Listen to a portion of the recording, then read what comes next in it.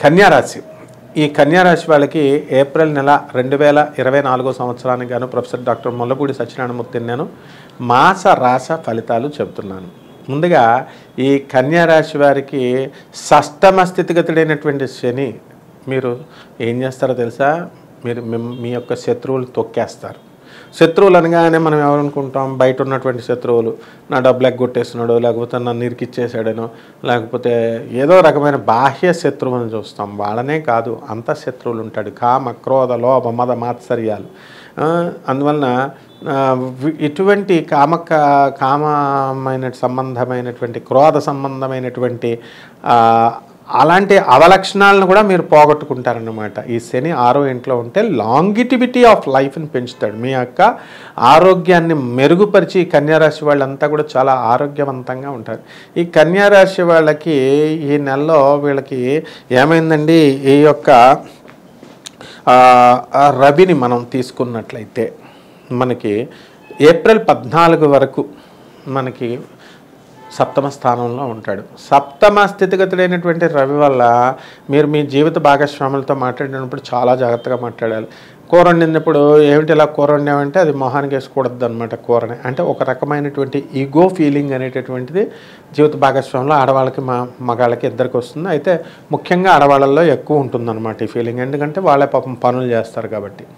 ఇకపోతే సప్తమ స్థితిగతుడైనటువంటి రాహుగ్రహ ప్రభావం వలన వితండవాదం అనేటటువంటిది జీవిత భాగస్వామి చేస్తారు. అలాగే వ్యాపార భాగస్వాములు కూడా మీరు అకౌంట్స్ అడిగినప్పుడు వాళ్ళకి బాధ కదా, డబ్బులు అవన్నీ కూడా మంచివాళ్ళు ఎక్కడో 5% ఉంటారు, మిగతా వాళ్ళందరికీ బాధ కాబట్టి వాళ్ళు గొడవలు పెట్టుకోవడానికి అవకాశం ఉంటాయి. కాబట్టి మీరు చాలా జాగ్రత్తగా వాళ్ళతో డీల్ చేసుకోవాల్సినటువంటి అవసరం ఉంది. అలాగే జన్మ కేతు ఉంటాడు కదా, ఈ జన్మ కేతు ప్రభావం వలన మీకు భక్తి విపరీతంగా పెరిగిపోద్ది. భక్తి పెరిగిపోతే పర్వాలేదు, రేషనలిజం, హేతుబద్ధంగా, లాజికల్ కన్సిస్టెన్సీ, మంచి తార్కికమైనటువంటి భక్తి, సైంటిఫిక్ అవుట్లుక్, శాస్త్రీయ దృక్పథంతో మరి అందరూ మెచ్చుకునేలాగా భక్తి చేస్తే ఎవ్వరికీ అభ్యంతరం లేదు. చాదస్తం ఎక్కువైపోయి తోమిన సామాన్ని 4 సార్లు తోమడం, కడిగిన గిన్నెల్ని 4 సార్లు, తర్వాత రూము కడగడం దేవుడి కోసం, దేవుడి దగ్గర ఆ సామాను ఈ సామాను, ఇట్లాగా మనం దానికే టైం స్పెండ్ చేసుకొని కొంచెం చాదస్తబద్ధంగా ఉంటే అది మీకే ప్రమాదం అవుతుంది. చెప్పేవాడిని నాది మీరు అంగీకరించకపోయినా కూడా నష్టం మీకే. ఎందుకంటే చాదస్త రహితమైనటువంటి భక్తిని ఆదిశంకరాచార్యులు వారు బోధించారనమాట, రామానుజాచార్యుల వారైనా. ఇకపోతే ఈ యొక్క సప్తమ స్థితిగతుడైనటువంటి ఈ యొక్క శుక్రుడు ఒక్కరోజు ఉంటాడు. ఒక్కరోజు ఉండి కొంచెం వీళ్ళని బ్యాలెన్స్ చేసి ఒక్కరోజులోనే మీరు కొనాలనుకునేటటువంటి సైట్లు ఏవైతే ఉంటాయో అవన్నీ కొనిపించేస్తాడు. ఆ తర్వాత ఏం చేస్తాడండి? చక్కగా మనకి అష్టమ స్థితిలోకి వచ్చేస్తాడు. రవి శుక్రులు ఇద్దరు కలుస్తారు. మీకు కళ్ళ సైట్లు లేనటువంటి వాళ్ళకి కళ్ళు ప్రాబ్లంలు రావడానికి అవకాశాలు ఉంటాయి, ఐ సైట్లు వస్తాయి. అలాగే కంటికి ఏ కొమ్మో, మీ ఇంటి దగ్గర పూల చెట్ల కొమ్మో ఏదో ఒకటి గుచ్చుకోవడం వల్ల, లేకపోతే ఏదైనా బాల్ తగిలి ఒక ఐ ప్రాబ్లం రావడము, కంటికి దోషాలు అనేటటువంటివి రావడం జరుగుతాయి. అలాగే ముఖ్యమైనటువంటి విషయం ఏంటంటే డీప్ ఫ్రెండ్షిప్ చేస్తారు చాలామంది. ఆ డీప్ ఫ్రెండ్షిప్ చేసినటువంటి వాళ్ళకి మనకు బంగారము అనేటటువంటిది లాస్ అవ్వడానికి అవకాశాలు ఉంటాయి ఈ రవి శుక్ర గ్రహ ప్రభావం వలన. దీనికి ఇది బంగారం వాళ్ళ మొహమాటంతో అడిగితే వాళ్ళకి మీరు ఇచ్చేయడం అనేటటువంటిది జరుగుతుంది.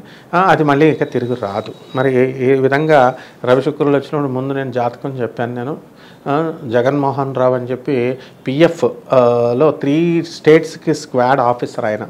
అలాంటి ఆయన ఒక డాక్టర్కి వాళ్ళ ఇంటి పక్కన ఉన్న డాక్టర్తో బాగా క్లోజ్ ఫ్రెండ్షిప్ చేసి వాళ్ళ ఇంట్లో 30 లక్షలు, మొత్తం 30 లక్షల రూపాయలు బంగారం ఇవన్నీ కూడా వాళ్ళ ఇంట్లో పెట్టేసి వెళితే అవి ఆయన తస్కరించి ఒక 6 లక్షల రూపాయలు మాత్రం ఉంచి మిగతా డబ్బంతా ఇవ్వడం జరిగింది. రవి శుక్రులు వచ్చినప్పుడే నేను కాషన్ చేశాను జగన్మోహన్ రావుని.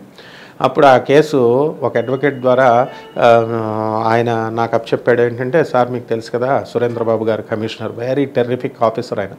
అలాంటప్పుడు అడిషనల్ కమిషనర్ ఆఫ్ పోలీస్ హైదరాబాద్లో బషీర్బాగ్లో ఉన్నప్పుడు నేనే స్వయంగా సార్కి తీసుకెళ్తే అప్పుడు రవి సార్ ఏం చేశారంటే ఆయన చక్కగా ఇది చేశారు, ఏమిటండి ఆయనకి డీసీపీగా ఉన్నారు వెస్ట్ జోన్, అప్పుడు ఈ కేసు టేకప్ చేయడం జరిగింది, వాళ్ళ బంగారం వాళ్ళ డబ్బు అంతా కూడా రావడం జరిగింది. సో ఈ విధంగా వ్యవహారాలు అనేటువంటివి ఇలా ఉంటాయి. కాబట్టి అది ప్రాక్టికల్గా అలాగే ఈ యొక్క కన్యారాశి వాళ్ళకి ఇప్పుడు మళ్ళీ ఆ సమయం వస్తుంది. కాబట్టి బంగారాలు అవన్నీ దానాలు చేసుకోవడం ఇలాంటివన్నీ కూడా మీరు ఇచ్చుకోవడాలు పుచ్చుకోవడాలు పోతాయని ఇచ్చుకోండి, ఏం పర్వాలేదు, కానీ పోతే మాత్రం బాధపడకండి. ఇక గురుడి దగ్గరికి వచ్చేసరికి మనకి ఏమవుతుందండి, భాగ్యస్థానంలోకి వస్తున్నాడు. భాగ్యస్థానంలోకి రావడం వల్ల ఎంతవరకు అప్పులు పుట్టట్లేదండి, లేకపోతే డబ్బులు రావట్లేదండి, ఉద్యోగాలకు వెళ్ళాలండి అనుకునేటటువంటి వాళ్ళందరికీ కూడా ఉద్యోగాలకు వెళ్తారు. విద్యార్థులందరూ డల్ అయిపోయారు అష్టమ గురు ప్రభావం వల్ల. అటువంటి వాళ్ళంతా తిరిగి విజృంభించి చదివి మంచి మార్కులతో పాస్ అయ్యి మంచి ఉద్యోగాలు అవన్నీ కూడా సాధించడానికి అవకాశాలు ఉంటాయి. మరి అష్టమ రవి గ్రహ ప్రభావం వలన నోటి దాకా వచ్చినటువంటి గవర్నమెంట్ జాబు పోవడానికి అవకాశాలు ఉంటాయి. ప్రభుత్వ సంబంధించిన వ్యవహారాలలో కొంచెం జాగ్రత్తగా ఉండాల్సినటువంటి పరిస్థితి ఇక్కడ మనకు కనబడుతుందన్నమాట. అదేవిధంగా ఈ యొక్క బుధుడి దగ్గరికి వచ్చేసరికి అష్టమ బుధుడు వక్రించి 2 ఏప్రిల్ నుంచి మనకి 9 ఏప్రిల్ వరకు మనకి ఇక్కడ ఉండడం అనేటటువంటిది జరుగుతుంది మేషరాశిలోకి. కాబట్టి మనకి అష్టమ బుధుడు అనాలోచితమైనటువంటి నిర్ణయాలు, తొందరపాటు నిర్ణయాలు, తొందరగా మాట జారడం ఇలాంటి వాటి వల్ల మీకు సమస్యలు రావడం అనేటటువంటివి జరుగుతాయి అన్నమాట. అలాగే సప్తమంలో ఉన్నటువంటి మళ్ళీ ఆ బుధుడు వక్రించి 9 ఏప్రిల్ నుంచి సప్తమ స్థానంలోకి రావడం వలన మీ యొక్క జీవిత భాగస్వామి వాళ్ళతో కొంచెం శాంతంగా ఉండడం అనేటటువంటిది జరుగుతుంది. అలాగే ఈ యొక్క కిరాణా బిజినెస్లు, ఆ తర్వాత ఈ యొక్క షాపులు, డిపార్ట్మెంటల్ స్టోర్స్ ఈ బిజినెస్లు చేస్తున్న వాళ్ళకి బాగుంటుంది. ఎవరైతే హోటల్ ఇండస్ట్రీ, బట్టల వ్యాపారాలు, తర్వాత ఈ యొక్క జీడిపప్పులు, స్పైసెస్, డ్రై ఫ్రూట్స్, పూజా స్టోర్స్, జెమ్స్, వజ్రాల వ్యాపారం ఇలాంటి వ్యాపారాలు ఏవైతే చేస్తున్నారో అటువంటి వాళ్ళు లాస్ అవ్వడానికి ఎక్కువగా అవకాశాలు కనబడుతున్నాయి. బిజినెస్లు పెద్దగా జరగవన్నమాట. అలాగే సప్తమ రాహు గ్రహ ప్రభావం వలన మనకి ఏంటంటే ఎలక్ట్రానిక్స్ సంబంధించినటువంటి వ్యాపారాలు, సాఫ్ట్వేర్ కంపెనీస్ ఇలాంటి వ్యాపారాలు కొంచెం డల్ అవ్వడానికి అవకాశాలు ఎక్కువగా ఉంటాయి. అలాగే ఈ యొక్క కుజుడు మనకి 23 ఏప్రిల్ ముందు షష్ఠ స్థితిలో ఉన్నటువంటి కుజుడు ఏప్రిల్ 23 వరకు మీకు రియల్ ఎస్టేట్ బిజినెస్లు అన్నీ కూడా మంచిగా అవన్నీ సాగడం జరుగుతాయి. శత్రువులపైన విజయము, అలాగే ఒక చిన్నపాటి యాక్సిడెంట్ అనేటటువంటిది 23 ఏప్రిల్ లోపల జరగడానికి అవకాశాలు ఉంటాయి. కాబట్టి జాగ్రత్తగా మీరు బళ్ళ మీద వెళ్ళేటటువంటి వాళ్ళు జాగ్రత్తగా చూసుకోండి. అలాగే ఆ తర్వాత మనకి సప్తమ స్థితిగతుడైనటువంటి ఈ యొక్క కుజగ్రహ ప్రభావం వలన స్థలాల రేట్లు పెరగడము, మీరు కూడా అమ్మాలి అనుకునేటటువంటి వాటికి రేట్లు పెరుగుతాయి, మీరు కొనాలనుకునేటటువంటి సైట్లకి తక్కువ అవడం ఇలాంటివి జరుగుతాయి.